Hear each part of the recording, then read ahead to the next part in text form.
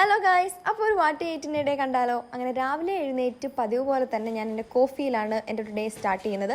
അങ്ങനെ കോഫിയൊക്കെ കുടിച്ച് കഴിഞ്ഞിട്ട് ബ്രേക്ക്ഫാസ്റ്റിനായിട്ട് കുട്ടി കുട്ടി ദോശയും പിന്നെ കടലക്കറി ഉണ്ടായിരുന്നു. അതിൻ്റെ കൂടെ കഴിക്കാനായിട്ട് ബുൾസേ ആയിരുന്നു. ഇങ്ങനെ ബ്രേക്ക്ഫാസ്റ്റിൻ്റെ കൂടെ ഒക്കെ കഴിക്കുന്നത് നല്ല കേട്ടോ, എനിക്ക് അത്യാവശ്യം ഇഷ്ടമാണ്.